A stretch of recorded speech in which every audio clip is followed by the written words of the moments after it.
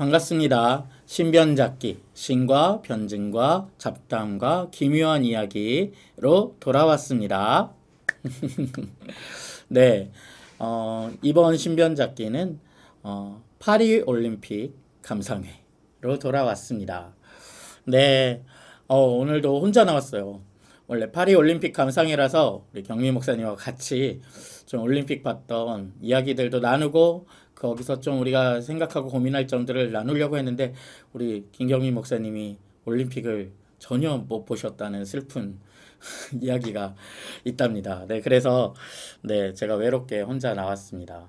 저도 뭐 올림픽을 막 다 챙겨본 건 아닌데 그래도 밤에 이렇게 중요한 것들은 가끔 가족들하고 같이 좀 응원도 하고 했던 것 같습니다. 그래서 네, 밤에 좀 심심하지 않게 또 가족의 추억도 같이 쌓았던 시간이기도 했는데요. 네, 많은 분들 이렇게 또 올림픽 보시면서 또 즐겁게 이렇게 즐기셨을 것 같습니다.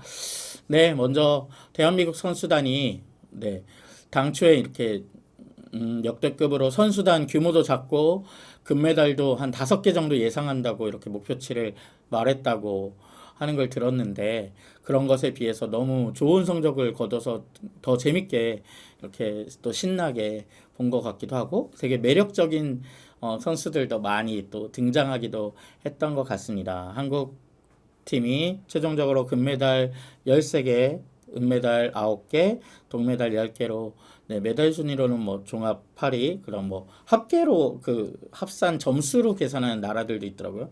그 순위에서는 대한민국이 12위 성적을 최종 종합 성적을 거뒀는데 네, 왜 당초에 그렇게 예상했는지 잘 모르겠다 싶게 굉장히 잘 했고 특히 우리 양궁 네, 5개의 금메달을 이렇게 가져온 양궁은 정말 대단하다라는 그 88년부터 단체전 한 번도 안 뺏기고 이렇게 금메달을 딴 거라고 하는데 88 올림픽 때부터 네, 어마어마한 네, 일이죠. 네, 보면서 참 이 장인 정신이라는 것에 대해서도 되게 많이 생각하게 하는 시간이기도 했어요. 그게 저희가 대한민국 양궁 같은 경우에도 되게 압도적으로 제패하고 있는 것 같지만 실제로 경기를 보면 다른 나라 선수들도 다 명사수고 저 사람들도 경지에 이른 사람들이구나 하는 것들이 보이거든요. 그런데 그게 정말 우리가 평상시에는 다 그냥 잘하는 인류라고 생각하지 차이도 보이지 않을 사람들인데 정말 이런 룰 안에서 정말 미묘한 차이로 이렇게 계속 이것을 제패하면서 있는 것을 보니까 네, 참 이게 장인의 이 한 끗 차이라는 것들이 참 놀라운 그런 섬세한 차이들이 발생하는구나 하는 막 그런 것들도 감탄하면서 봤던 것 같습니다. 네, 그래서 대한민국 선수단 너무너무 자랑스럽고 잘했다라는 생각이 드는 또 이런 즐거움이 있었던 네, 파리 올림픽 기간이었습니다. 네, 그럼에도 불구하고 또 파리 올림픽을 둘러싼 흥미로운 이야기일 수도 있고 또 논란이 있기도 했던 여러 이야기들도 많은 이야기들을 또 남기기도 한 올림픽이어서 그 와중에 또 기독교 진영의 어떤 목소리나 논란의 한 축에 기독교적인 또 이야기들이 있기도 해서 한 번쯤 다루어 봐도 좋겠다라는 생각을 하기도 해서 이번 달 신변잡기 파리올림픽 감상회로 좀 같이 몇 가지 포인트만이라도 이야기를 좀 해보려고 합니다. 먼저는 우리 파리올림픽이 좀 양면이 있었던 올림픽이다라는 생각이 듭니다. 굉장히 인권에 대한 이야기, 또 뭐 자유와 박애와 평등에 대한 파리답게 그런 메시지들을 던져주는 의미 있게 던져주는 올림픽이기도 했고 또 잘 무사히 끝나는 이 과정들을 통해서 세계 여러 나라가 올림픽의 정신답게 또 함께 어우러지는 축제가 되기도 했던 것 같은데요. 그럼에도 불구하고 또 한편에서는 많은 이들의 마음을 또 무겁게 하고 무엇이 옳은 것인가에 대한 질문과 의문을 들게 하는 요소들도 있었습니다. 네. 첫 번째로는 파리에서 그 올림픽을 앞두고 노숙인들과 난민들, 집이 없는 이들을 대거 쫓아내는 정화 작업이 진행됐다는 점. 때문입니다.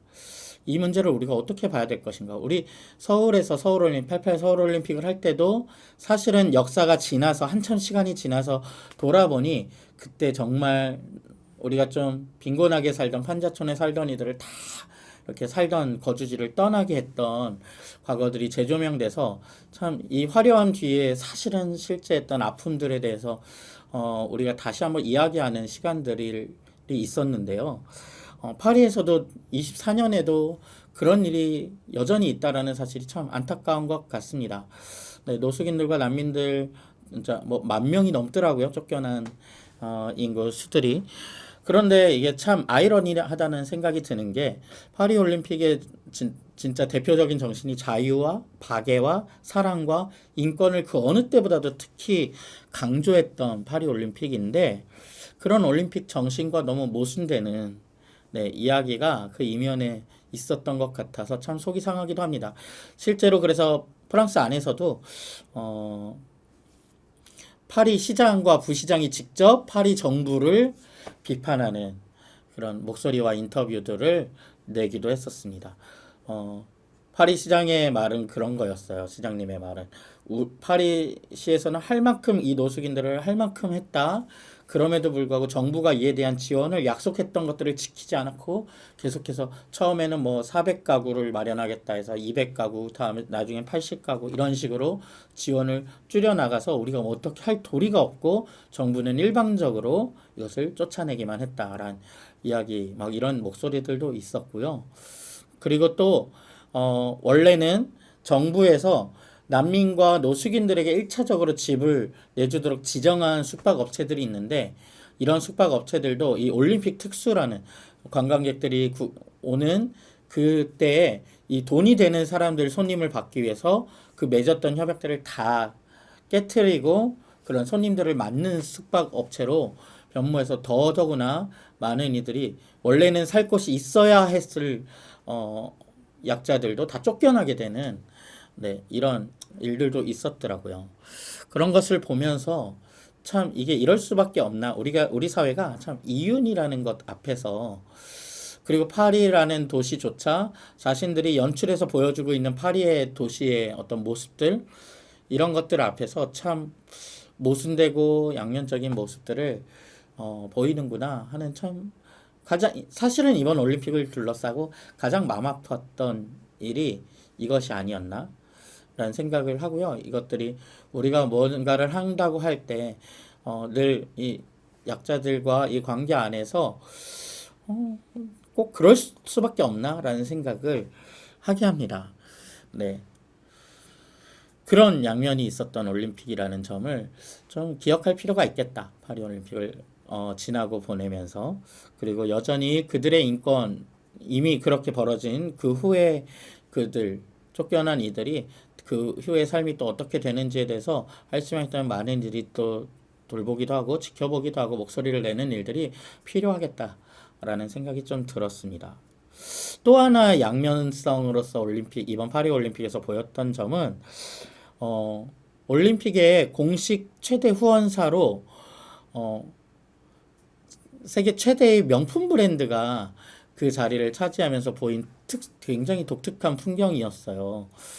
그동안은 올림픽 최대 후원사 하면 뭐 음료 회사라든가 뭐 식품 회사라든가 이런 굉장히 실용적인 회사들이 그 역할을 맡았었는데 이번에는 LVMH라는 전 이번에 사실은 이 이름을 알게 됐는데 LVMH라는 세계 최대의 명품 브랜드가 그 최대 후원을 맡으면서 여러분들도 이 회사가 어떤 회사지 모르시는 분들도 많을 텐데 이 회사 산하에 우리가 아는 쟁쟁한 또 모르지만 쟁쟁한 60여 개의 브랜드들이 이 산하에 있는 브랜드라고 해요. LVMH라는 브랜드.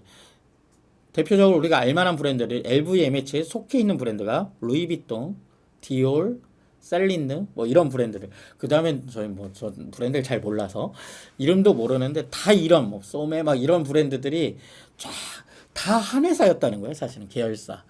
네, 이 회사가 이번 파리 올림픽에 공식 후원을 맡으면서 올림픽의 풍경이 비춰지는 모든 곳마다 그 미장센과 어떤 풍경, 옷 하나에도 모든 것이 명품으로 치장된 올림픽이었습니다. 뭐 메달도 그 소메라는 곳에서 만들어서 이게 굉장히 예술 작품 같이 만들기도 했었고 도우미로 전달하는 이들의 옷도 그래서 굉장히 명품 브랜드.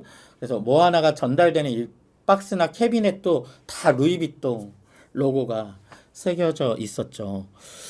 그래서 프랑스 올림픽이 강조했던 어떤 평등, 평화, 이런 계급 차이를 극복해야 된다. 이런 이야기들을 계속 목소리를 냈거든요. 이런 올림픽에서 너무 상업적인 게 전면에 딱 두드러지게 나타나는. 그러니까 올림픽 화면이 비치는 모든 것이 명품으로 치장된 굉장히 특이한 이례적인 올림픽이었거든요. 이렇게 명품이 드러나는 올림픽은 없었는데 모든 부분이 그런 명품으로 치장된 올림픽이기도 했습니다. 너무 상업주의적인 우리 시대의 한 면모를 보여주는 것 같은. 네, 이따 좀 개막식 얘기하겠지만 파리 올림픽이 제일 내세웠던 게 이 계급에 대한 저항이었어요. 이번 올림픽에서 내세웠던 게. 근데 계급에 대한 저항을 이야기하다가 가장 계급적인 위화감을 만들어내는 명품을 전면에 내세우는 저는 너무 모순이다라는 생각을 했습니다. 그래 이게 너무 논란이 되니까 LVMH의 회장님이 이제 그런 설명을 하기도 했죠. 본인들이 이 전면에 나서는 취지에는 올림픽 선수들이 정말 장인 정신으로 만들어내는 그 성취, 퍼포먼스처럼 이 브랜드들도 똑같이 장인의 정신을 가지고 이런 작품을 만들어내고 상품을 만들어내는 것에 대한 그것이 일치해서 우리가 함께하게 된 표현이다. 그렇게 이해해달라라는 요청을 하기도 했는데 그렇게 이해하기에는 네, 너무너무 상업적인 면이 두드러지는 네, 측면이 있었습니다. 그래서 참 이런 한쪽에서 말하는 어떤 구호가 굉장히 공허하게 들리는 그런 네, 면모가 있는 좀 안타까운 부분이 또 보이기도 하는 올림픽이었던 것 같습니다. 네, 이건 우리에게도 또 생각하게 하는 것 같아요. 우리가 말하는 어떤 구호나 우리가 지향하고 있던 어떤 가치들이 사실 우리의 삶에도 있거든요. 그것들을 굉장히 이율배반적으로 존재하는 어떤 면모들이 있는데 그것이 어떤 때는 도를 넘어서는 또 지나친 이 모순으로 자리할 때 정말 우리는 이 가치의 토대 위에 서 있는 것이 맞는가? 라는 질문을 가지게 한다. 그런 것들을 좀 돌아보게 하는 풍경이기도 했습니다. 네, 파리올림픽에 대해서 개막식 이야기를 안 할 수가 없죠. 이번에 개막식. 굉장히 파격적인 연출로 인해서 논란이 됐던 개막식입니다. 네, 예술의 나라답게, 네, 예술의 나라 프랑스, 특별히 파리답게 굉장히 예술적인 연출들이 가미된 개막식을 했는데 그 장면 중에 어떤 장면들은 이게 대중적으로 지금 받아들여질 수 있는 건가? 이건 무엇에 대한 조롱이 아닌가? 이걸 이렇게 모든 이들이 보는 앞에서 해도 되는 건가? 라는 또 이게 뭘 말하는 거지? 라는 난해함까지도 만들어내기도 해서 이 개막식이 참 많은 이야기거리가 되었습니다. 그런데 보니까 프랑스 자국민들을 대상으로 이 개막식이 성공적이었느냐? 라는 질문에 대해서 프랑스인들은 85%가 성공적인 개막식이었다라고 자평을 하더라고요. 그 중에 40%가 넘는 이는 매우 성공적이었다라고 말하고 나머지 40% 정도가 꽤 성공적이었다라고 대답을 하는 걸 봤습니다. 근데 뭐 세계적으로는 막 비판이 엄청 많았죠. 네, 막 셀럽들과 정치인들이 막 여기저기서 나서서 비판을 했고, 네, 바티칸에서도 유감 성명을 내기도 했고, 네, 특별히 한국에서는 많은 이야기를 했습니다. 네, 한국의 인플루언서죠. 조승연이라는 작가님은 이제 유튜브로 이런 문화적인 해석들을 굉장히 많이 해주시고 이분은 실제로 프랑스에서 오랫동안 살다 오시기도 했던 분입니다. 그래서 프랑스 문화를 굉장히 사랑하고 그것에 대한 굉장히 좋은 시각들을 던져주는데 이 조승연 작가님이 이것에 대한 평을 할 때 전 되게 그래도 프랑스에 대한 이해가 있기 때문에 좋게 평가할 줄 알았는데 프랑스인들 자국민들은 그 개막식을 보면서 이렇게 표현했거든요. 베리 프렌치라고. 너무 프랑스다운 개막식이었다라고 평가를 했는데 조승현 작가님은 거기에 대해서 투 프렌치라고 평가를 하시더라고요. 그러니까 베리 프렌치란 좀 적절하게 너무 잘 프랑스다움을 드러냈다라고 투 프렌치는 지나쳤다. 지나쳤다. 그래서 너무 자기들만의 이야기할 수 있는 이야기로 자기들만의 축제가 되게 하는 좀 그런 시기였다라는 이야기를 들려줬어요. 그런데 이분이 좀 해석해주는 이야기를 들으면서 저도 개막식이 저도 풀로 보진 않고 몇 가지 논란이 되는 짤을 위주로 봤습니다만 이해가 잘 안 갔는데 이분의 좀 해석을 들으면서 사실은 이 개막식이 식순이 있었고 그게 굉장히 정교하게 짜여진 식순이었고 담으려는 메시지가 선명하게 있었더라고요. 그것을 알고 보면 좀 이해가 가는 측면이 있기도 해서 좀 그 안에서 논란이 되는 지점들을 잠깐 이야기해 봐도 좋을 것 같았습니다. 네, 이게 계속 연극처럼 막과 장이 있는 이야기였었더라고요. 그래서 구성은 첫 번째는 인사, 반갑습니다. 프랑스에 오신 여러분에 대한 이야기를 해주고 그 다음에 프랑스의 동시성을 보여주는 퍼포먼스들이 이어집니다. 동시성이란 뭐냐면 파리란 곳이 어떤 곳이냐면 어떤 매력이 있냐면 그 제일 큰 특징이 시간의 동시성이다. 프랑스는 과거와 현재가 공존하는 도시다. 이걸 보여주는 연출을 하는 것들이 이제 이어졌더라고요. 그래서 처음 부분이 프랑스가 이렇게 파리가 매력 있는 곳이야라는 걸로 이제 열게 됩니다. 이 개막식이.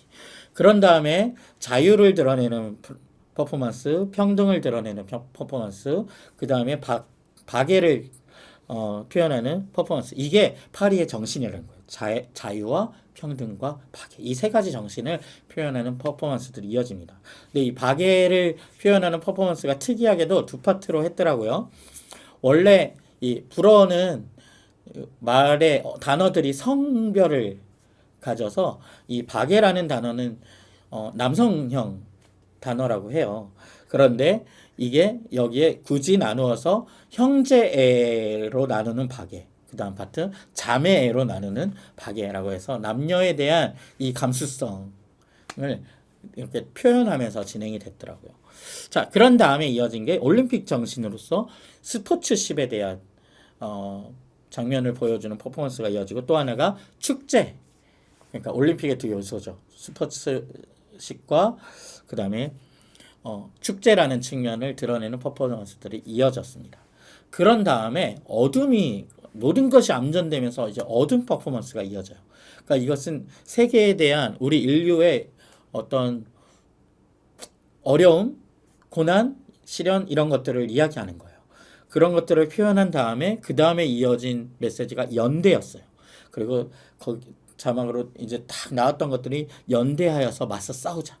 이 어둠 앞에 고난 앞에 우리가 연대하여서 함께 맞서 싸우자. 그리고 이 연대가 어디로 이어지냐면 경건함을 표현하는 성스러운 분위기로 이제 이어지고 마지막에 그 경건함이 루브르 박물관을 비추거든요. 그 루브르 박물관을 비추는 메시지가 이터니티였습니다. 영원성. 우리가 이 연대하여서 만들어내는 이 경건에는 영원한 가치를 가진다. 영원한 가치에 우리가로 나아가는 것이다. 이런 메시지를 가지고 개막식이 쭉 이어졌습니다. 그러니까 이런 구성을 가진 그러면서 각 파트들을 어떻게 연출할 거냐. 굉장히 특이했던 게 그동안은 모든 게 스타디움 안에서 개막식이 그동안 이루어졌는데 이번 파리 올림픽 개막식은 이런 각 키워드 뭐 자유, 평등, 박애 이런 것들을 잘 보여주는 역사적인 장소들을 다 다르게 해가지고 파리 안에 존재하는 역사적 장소들 또는 현대적인 장소들을 다 달리 해가지고 미디어 시대답게 그런 것들을 영상으로서 송출하는 그런 개막식이었다는 점에서 굉장히 독특한 개막식이었습니다. 그런데 이제 논란이 됐던 크게는 두 가지 파트가 있죠. 하나는 자유 파트고 하나는 축제 파트입니다. 자유 파트에서는 이제 그 부분이었죠. 저도 사실은 보고 저게 뭐야 했는데 뭐 논란이 됐던 것 중에 어떤 실수로 인해서 막 그런 것들은 빼고요. 그런 것들은 그냥 운영상의 그냥 실수였으니까 연출에서의 의도성 있는 논란들만 한번 얘기해 보자면 자유 파트에서 목이 잘린 마리 앙뚜아네트가 나왔죠. 또 한 명이 아니라 굉장히 많은 그 연출이 또 되게 잔인하게 약간 피까지 다 묘사를 하면서 네, 목이 없는 드레스를 입은 여성이 자기 목을 들고 있는 네, 사진으로 지금 뭐 보셨겠습니다만 네, 제가 사진으로 좀 잔인하실까봐 일부러 멀리서 잡은 잘 안 보이는 사진으로 골랐습니다. 네. 목이 잘린 마르 앙투아네트를 보면서 너무 잔인하지 않냐라는 생각과 그 등장한 사람 거기서 이 자유에 반대되는 이미지로 등장한 사람이 마리 앙투아네트였다라는 점에서 불편함을 표현하는 참 목소리들이 많았고 특히 한국에서도 이것이 굉장히 논란이 됐던 것 같습니다.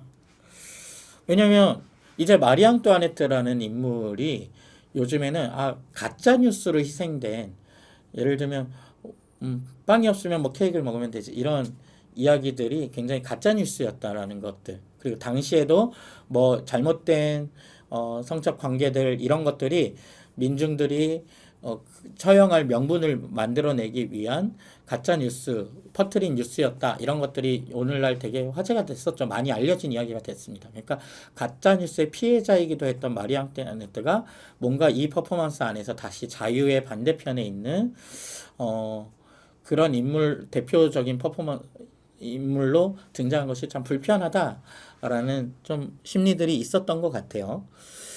그런데 이 퍼포먼스를 잘 들여다보면 네, 기독교인들 입장에서도 여러분 의외로 성경적인 메시지들이 이 자유파타에 담겨져 있습니다. 일단 프랑스가 생각하는 자유를 한번 이해할 필요가 있는데 프랑스인들은 자유를 생각할 때 프랑스 특유의 생각이에요.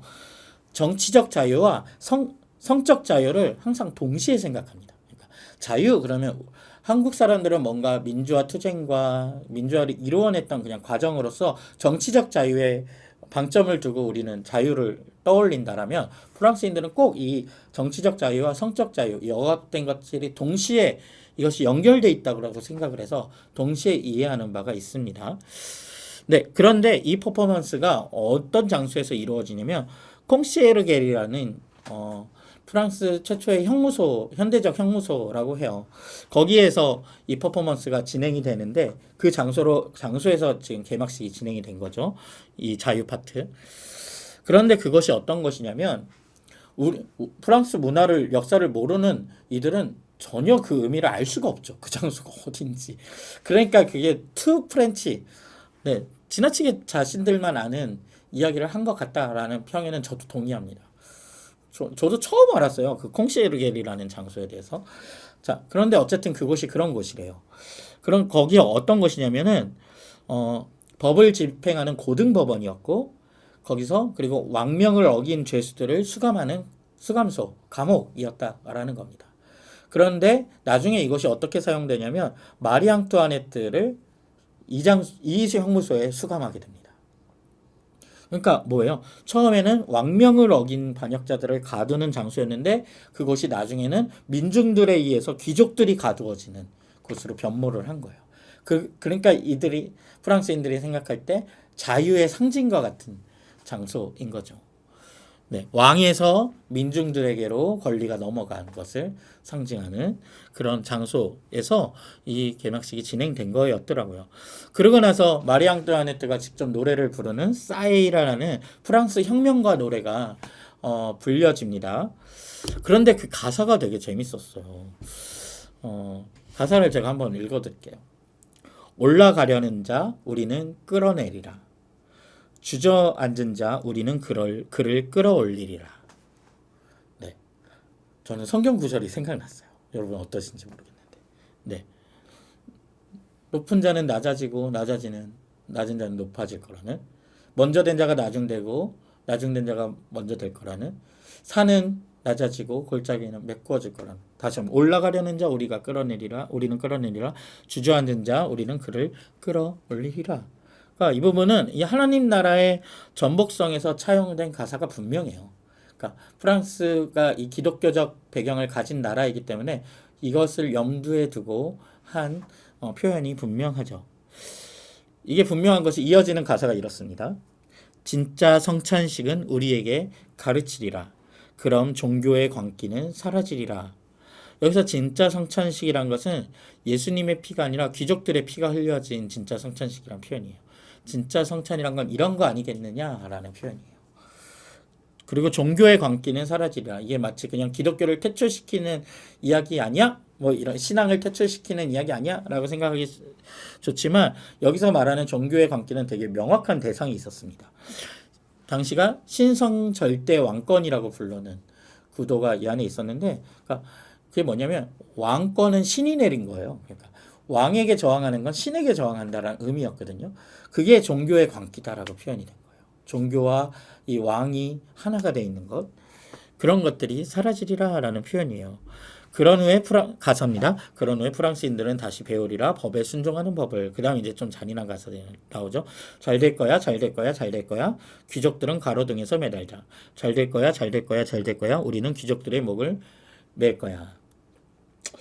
네, 이런 노래를 그러니까 그 왕정의 권위를 상징했지만 나중에 민중의 것이 되었던 장소에서 부르는 파트가 자유의 파트였던 거죠. 네.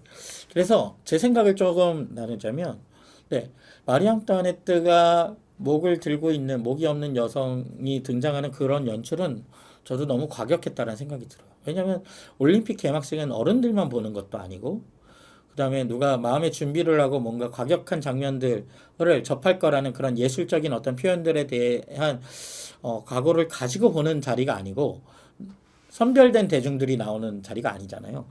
그런 이들이 보기에는 좀 너무 지나친 연출이 아니었나? 라는 생각이 들기도 하고요. 그럼에도 불구하고 이 파리 사람들이 이 민주주의를 태동시킨 사람들이구나. 자신들이 그것에 대한 자부심이 대단히 크구나 라는 또 그걸 이렇게 표현했구나라는 이야기는 들었습니다.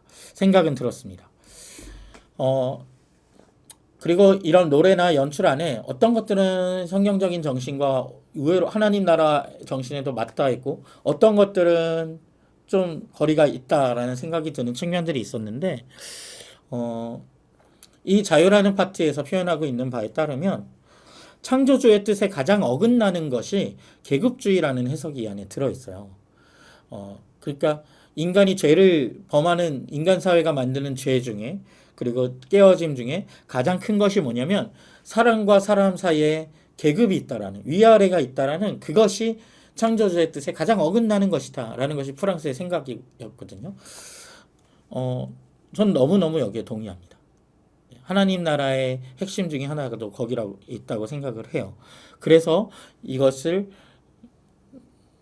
높은 자가 낮아지고 낮은 자가 높아지는 이것이 하나님의 뜻이라는데 저는 너무너무 동의하고 그것이 하나님 나라의 정신이라고 생각하고 성경적인 가치와 일치한다라고 생각을 합니다. 그럼에도 불구하고 또 이것이 우리가 지향한 소유하고 있는 어떤 성경적인 믿음과 하나님 나라의 믿음과 좀 어긋나는 것은 아까 가사에서도 올라가려는 자 우리는 끌어내리라 주저앉는 자 우리는 그를 끌어올리리라. 이게 주체가 하나님이 아닌 우리 인간이 되었다는 지점에서 또 이것은 또 생각해 볼 만한 지점이 있습니다. 더 이상 하나님이 하시는 일로 그걸 보는 게 아니라 이건 인간이 할 일이다. 당연히 우리의 몫이 있고 우리가 그런 사회를 만들어갈 몫이 있죠. 그러나 이것이 상징하는 바는 엄연히 이걸 인간이 이루어내는 것이다라는 그 방점의 어떤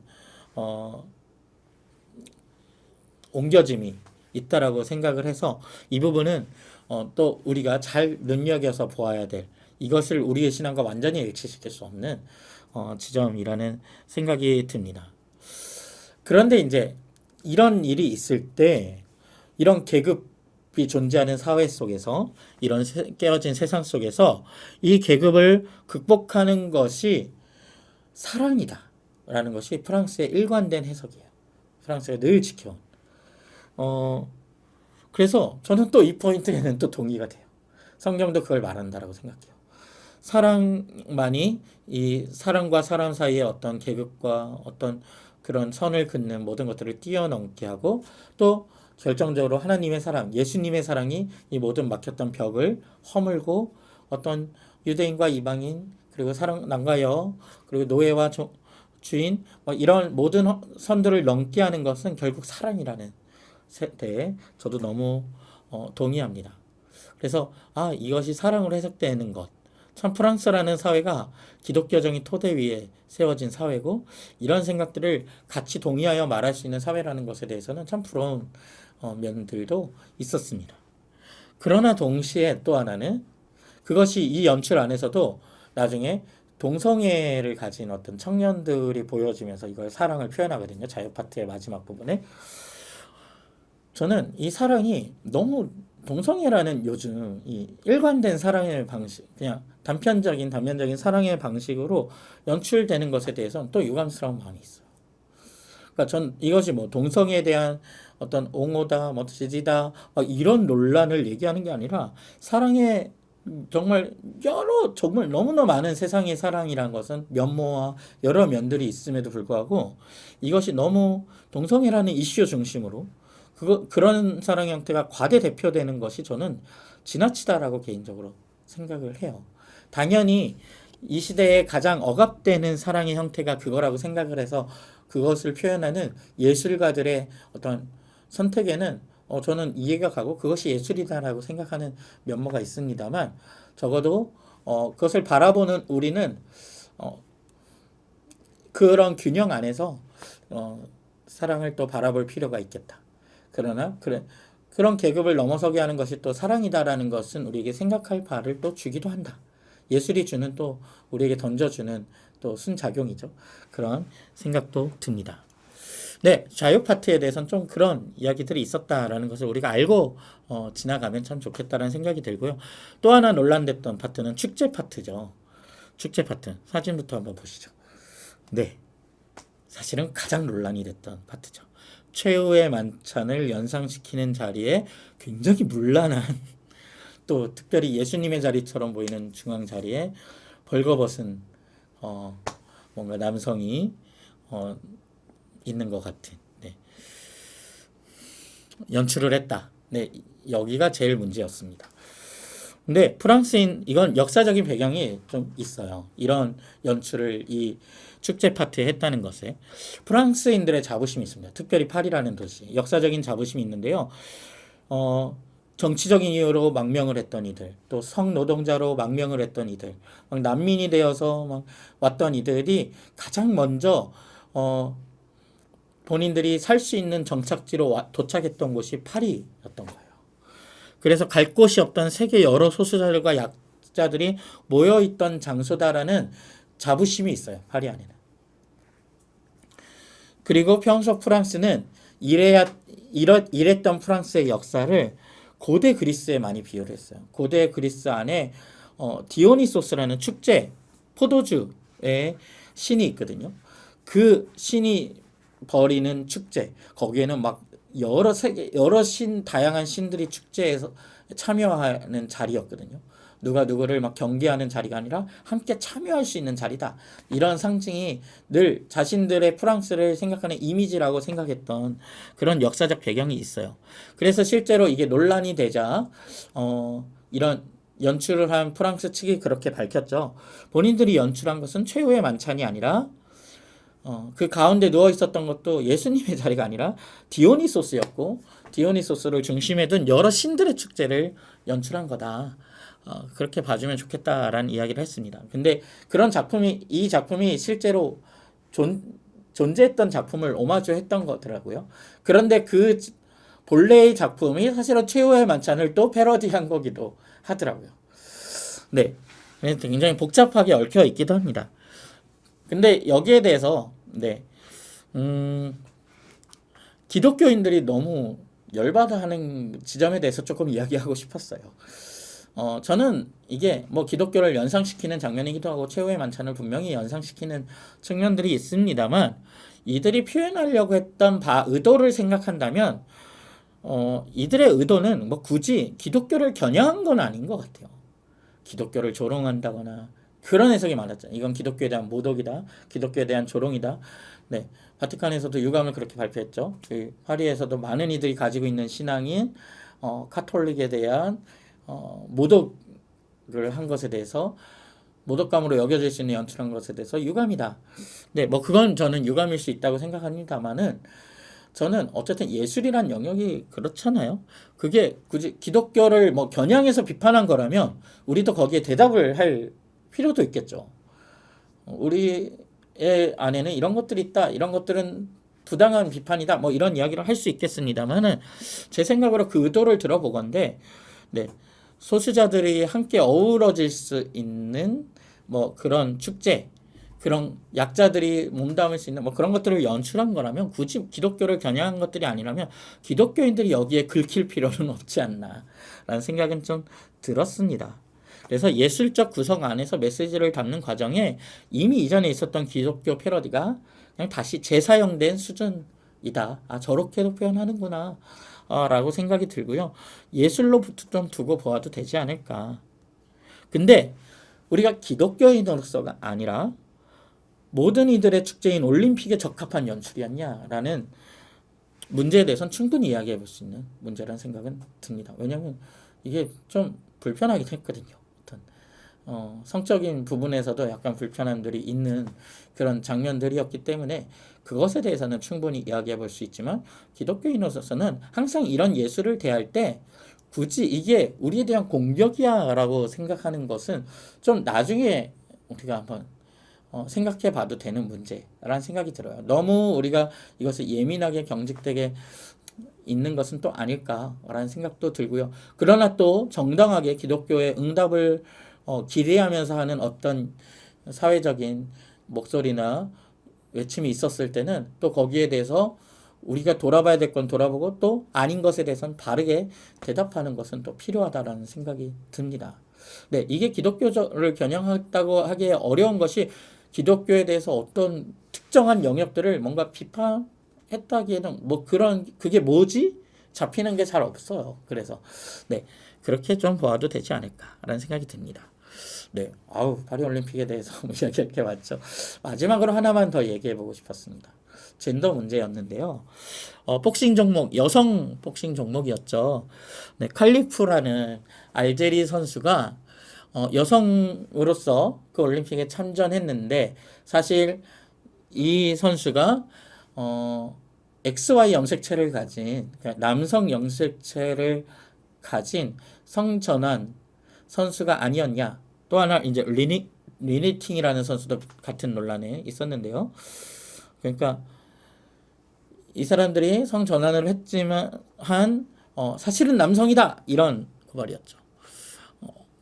그래서 이게 공정한 경쟁이 맞느냐, 그들이 여기에 출전할 자격이 있느냐, 막 이런 논란이 됐던 것 같습니다. 참 이전에는 찾아볼 수 없었던 굉장히 독특한 논란이고 참 고민거리다라는 생각이 들었는데요. 뭐 그래서 그 선수에게는 뭐 테스토스테론이라는 어떤 호르몬을 검사했던 그 과다. 그러니까 여성은 그럴 수 없는데 네, 이건 여성의 힘이 아니다. 뭐 이런 것들도 네, 논란이 됐습니다. 실제로 뭐 금메달을 따기도 했고요. 그래서 저도 이제 좀 봤어요. 왜냐면 그가 성정체성으로서는 여성일 수 있지만 정말로 어떤 신체적인 힘은 남성의 뭔가라면 그거는 공정한 경쟁은 아니잖아요. 스포츠로서. 네. 그래서 어떤가 봤더니 그리고 또 이게 기독교인들에게도 굉장히 젠더 이슈로 또 여러 소리를 내게 하는 장면들을 보면 이 현상이 되는 것을 보면서 저도 좀 봤는데 일단 팩트가 너무 정확하게 없더라고요. XY 염색체가 있다더라라는 이야기조차 사실은 확인 안 된 이야기여서 그런 검사를 한 적이 없다더라가 또 대부분의 이야기더라고요. 염색체 검사를 한 적도 없는데 어떻게 그걸 아느냐. 그리고 알제리라는 나라가 성전환을 허용하지 않는 나라다. 그래서 거기엔 성전환자가 없다. 칼리프 선수는 그런 과거가 없다. 뭐 실제로 본인도 굉장히 또 울면서 그 억울함을 호소하는 장면도 있었던 것 같고요. 네, 그래서 이 문제에 대해서는 우리 쉽게 답을 내릴 문제는 아니다. 이걸 뭐 갖다붙다 그런 문제란 생각은 들었고요. 우리가 얼마나 쉽게 이런 문제에 대해서 확 어떤 여론에 휩쓸려 가는지에 대해서도 이 팩트 여부를 떠나서 좀 그런 생각도 들었습니다. 그럼에도 불구하고 이게 이번에는 아닐 수 있어도 나중엔 정말 그런 선수가 있을 수 있고 실제로 그런 문제가 우리 안에 있을 수 있는 시대가 되었구나라는 지점에 대해서 사실은 더 많이 생각하게 됐어요. 어, 그런데 이제 기독교인들은 흔히 이런 문제를 다룰 때 바로 정답을 내고 싶어 하는 것 같다라는, 오히려 저는 우리의 모습을 좀 봤던 것 같아요. 이 이슈를 둘러싼 풍경 안에서. 어, 동성애 문제라는 것이, 또 젠더 문제라는 것이 특별히 좀 그런 측면들이 있는데, 여러분, 동성애라는 것에 대해서 기독교인들은 자꾸 옳고 그름의 결론을 내고 싶어 하거든요. 자꾸 판결을 내고 싶어요. 그런데 우리의 현실 속에 실제로 어떤 성 정체성에 대한 어떤 다른 입장을 가지고 있는 이들이 존재하고, 그런 이들이 실제하고 있다면, 여러분, 이게 담론 안에서는 이게 옳은 문제야, 그런 문제야 할 수 있지만, 우리가 현실 안에서 그들을 직접 만나고 또 우리가 함께 살아갈 때 현실 속에서는 이런 문제들이요, 흑백으로 그렇게 갈라지는 문제가 아니에요. 저는 이런 문제가 개인에 대한 어떤 이야기고 담론이지, 그들과 어떻게 함께 할 수 있는가에 대한, 우리 자신도 그렇잖아요. 우리 자신도 다 다르고 한 명도 같은 사람이 없는 것처럼 우리 안에 다 다름이 존재하는 문제이지, 그러니까 개별적으로 우리가 바라볼 문제이지, 이게 흑백으로 갈라지는 문제가 아니라는 생각을 합니다. 그런데 우리가 기억해야 될 것은, 지금 이런 이슈가 이전에는 없었던 이슈잖아요. 정말로 실제로 성전환 선수가 어떤 종목에 출전했을 때 이 선수를 여성으로 볼 수 있는가, 남성으로 볼 수 있는가, 너무 어려운 문제거든요. 여기엔 저는 다른 기준과 다른 해결책이 필요하다고 생각해요, 이전과는.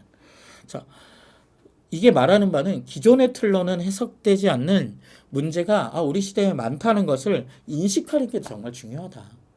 그러니까 예전의 틀로 그것을 판단하려고 하면은 맞지 않는 틀로 그것을 계속 해석하게 되고 어떤 판결을 내려야 되는 난관에 봉착할 수밖에 없다라는 생각이 들어요. 그리고 그 가치 판단 역시 기존의 틀로 쉽게 어떤 것들을 규정하거나 어떤 것을 정지하려는 태도에 대해서 그건 정말 위험하다라는 생각이 들어요. 우리 현존 안에, 실제 안에 이런 현상들이 이미 일어나고 있거든요. 이런 것들에 대해서 특히 기독교가 그런 성향을 띠기 때문에, 쉽게 띠기 때문에 너무 쉽게 입장을 정한다거나 어떤 그냥 큰 범주를 어떻게 그냥 통째로 뭐 정지한다거나 판단하는 것에 대해서 여러분 너무너무 조심할 일입니다, 사실. 이런 문제에 대해서는 얼마든지 판단을 조금 유보하면서 또 그 안에 있는 개인들에 대한 이야기를 로써 접근해서 한 사람 한 사람을 봐줘야죠. 어떤 문제는 앞서도 얘기했지만 그래, 그런 뜻이 있구나. 근데 너무 지나치다. 또 아까도 제가 얘기했듯이, 그래, 우리 시대의 어떤 이 젠더 이슈는 굉장히 중요한 문제지만 그것이 과잉 대표될 때, 어떤 사랑을 과잉 대표할 때 그것에 대해서는 그건 문제가 있다. 또 성적인 문제에서도 우리가, 그래, 그런 성향에 대해서 우리가 존중하고 같이 함에 대해서 고민할 필요가 있지만, 그것이 이상성 행위로 어떤 가게 됐을 때, 그것이 지나친 어떤 표현으로 가게 됐을 때, 그것이 몰입적인 어떤 성적인 문제로 가게 됐을 때, 그것에 대해서는 그 자체가 좀 문제 아닌가? 라는 이야기들도 해볼 수 있는 것이고, 근데 그 안에 있는 또 개인들의 이야기는 막상 우리가 만나보면 그것이 우리가 같이 관계를 맺고 함께 살아가는 데 있어서 얼마든지 할 수 있는 문제가 되기도 하거든요. 네, 이것에 대해서 이것을 자꾸 옳고 그름의 문제로, 흑백의 문제로 가져가는 것은 위험하다. 그리고 심지어 기존의 틀을 가지고 이것을 자꾸 판단해서 어딘가에 세우려고 할 때 이 틀은 맞지 않는 틀일 수도 있다라는 문제에 대해서는 충분히 고려해 봐야 된다는 생각이 듭니다. 분명히 우리 시대에 또 다른 형태의 문제들이, 또 어떤 판단의 기준들이 요구되고 있고 발생하고 있는 거고요. 이 문제에 대해서는 우리가 조금 더 어떤 틀을 특히 들이댄다면 그건 틀은 조금 더 천천히 우리가 합당한 기준이 세워질 때까지 유보하면서 그것들을 바라봐도 될 것이라는 생각이 듭니다. 그러나 이 성전환 선수가 어떤 종목의 어떤 성을, 기존의 성의 기준에서 참여했을 때 저는 스포츠십에서 공정한 경쟁이란 차원에서 전 그건 아니라고 생각해요. 다른 기준이, 다른 경쟁의 방식이 필요하다는 생각은 분명히 들긴 합니다. 네, 이렇게 파리올림픽에 대한 이야기들을 조금 나누어 봤습니다. 뭐 여러 가지 더 이야기해 볼 수 있는 이야기들이 있는 것 같아요. 안세영 선수가 이렇게 자기 입장을 막 당당하게 이야기하면서 협회와 막 긴장 관계를 각을 세우기도 했었죠. 근데 이게 저는 의외로 이게 어쩌면 이 본질 안에는 한 요소는 세대 이슈일 수도 있겠다라는 생각이 좀 드는 측면들도 보이고, 참 이런 현상들이 계속해서 이전에 없었던 어떤 논의들, 긴장의 지점들, 어느 한편에 대해서 저는 쉽게 너 왜 그렇게 말해? 너네가 잘못했네. 너 나쁜 놈이네. 이렇게 말하는 것이 아니라 이 안에 새로운 이슈와 우리 시대를 보여주는 어떤 지점들이 있구나 하는 것을 좀 볼 수 있으면 좋겠다라는 생각이 들고요. 또 대한민국 팀을 보면서, 또 대한민국이 이 올림픽을 즐기는 방식을 보면서 또 하나 좀 긍정적으로 보였던 것은, 예전에는 정말 우리가 헝그리 정신으로 정말 대한민국 이기는 것에만 관심이 있었다면, 선수들조차 이번에 화제가 됐던 김예지 선수의 그 사격폼, 전 세계인들이 그것을 보면서 막 즐거워하거나, 신유빈 선수의 귀여움을 다른 나라 사람들도 같이 막 귀여워해주고 막 이런 것들을 보고, 그 신유빈 선수가 간식 먹는 것들이 화제되고 막 선수들도 좀 막 즐기는 장면들을 보면서 많은 분들도 그런 표현 하더라고요. 경쟁보다 그냥 언뜻 보여지는 막 즐기는 장면들, 그리고 인간적인 면들, 그런 것들이 보이는 게 좋았다라는 이야기를 하는 걸 보면서, 그래, 우리 대한민국도 이것을 그냥 올림픽을 경쟁으로서만 인식하는 게 아니라 함께 뭔가 꼭 이기지 않더라도 서로를 즐거워하고 함께함을 어우러지는 이런 장면들이 굉장히 인상 깊다라는 생각이 들었고요. 그리고 또 양궁에서도 우리 김우진 선수 개인전에서 진 그 미국 양궁 선수가 김우진 선수를 서로 장인 대 장인으로서 존중하면서 보여준 태도와 인터뷰들이 있었거든요. 나중에 한번 찾아보세요. 되게 인상 깊었어요. 그런 같이 어떤 경제 이런 선수들 간의 그런 서로에 대한 존중들, 그리고 평생을 라이벌 관계로 살아온 관계로서 보여지는 그 우정들, 그런 어떤 나라의 기자가 굉장히 거기에 대해서 좀 그 경쟁을 자극하고 상대를 비하하게 하는 인터뷰를 질문을 던졌을 때도 그 미국 선수가 거기에 대답하는 말들도 되게 인상적이었거든요. 네, 그런 장면들이 되게 훈훈하게 또 보였던, 참 이 애써서 무언가를 걸어가고 있는 그 이들의 이야기들도 참 재밌게 보였던 측면이기도 했습니다. 그리고 파리라는 도시, 프랑스라는 나라에서 열린 이 올림픽, 그 나라가 굉장히 또 흥미로운 이야기들을 많이 가진 나라이기도 하구나. 제가 오늘 아쉬운 점을 많이 이야기했습니다만, 사실은 그런 새로운 면모들에 대해서 참 알게 되고 또 즐겼던 부분들도 많았던 행사였던 것 같습니다. 네, 그래서 우리 기독교인들이 이런 문화적인 것들을, 또 이런 나라에 일어나는 일들을 볼 때 좀 이렇게 바라봤으면 좋겠다 하는, 이것도 저의 견해들을 좀 담아서 좀 오늘 나누어 보고 싶었어서 이렇게 신변잡기로 함께하게 됐습니다. 파리올림픽 어떻게들 보셨는지 또 모르겠네요. 각자 즐기신 방법 안에 오늘 던져진 이야기들 한번 생각해 보면서 이 올림픽 이제 끝났으니까 좀 마무리되면 좋겠다라는 생각이 듭니다. 오늘도 긴 시간 신변잡기로 함께 해주신 우리 모든 분들 감사드립니다.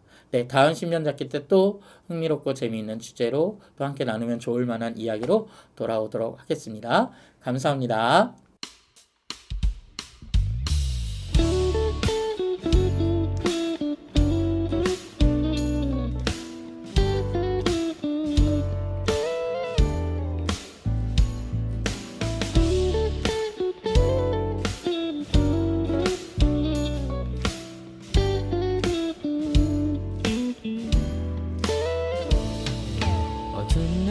지나고 그가 빛을 바라니 쓰러져가는 우리 영혼 주가 붙잡아 주시리.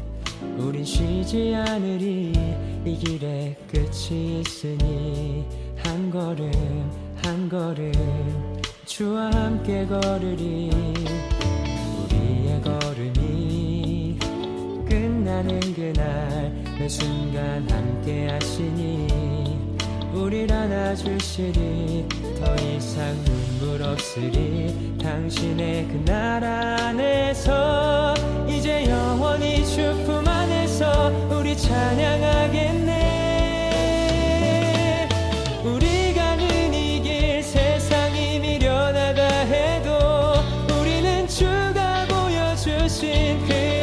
소망 있으니 어둠의 조각조차 그곳에 발들이지 못해 당신의 나라에 우리 영원히 거하네.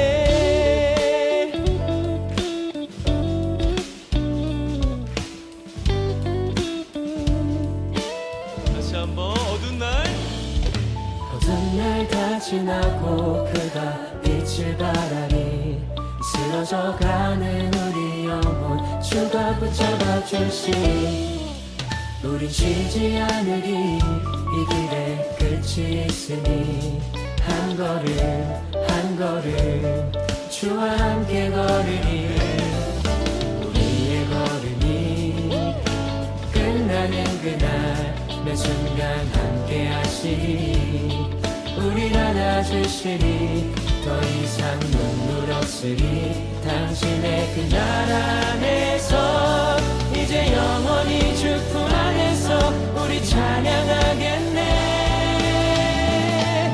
우리 가는 이 길 세상이 미련하다 해도 우리는 주가 보여주신 그 한 소망 있으니 어둠의 조각조차 그곳에 발들이지 못해 당신의 나라에 우리 영원히 우리 가는 이 길 세상이 미련하다 해도 우리는 주가 보여주신 그 한 소망 있으니 어둠의 조각조차 그곳에 발들이지 못해 당신의 나라에 우리 영원히 거하네.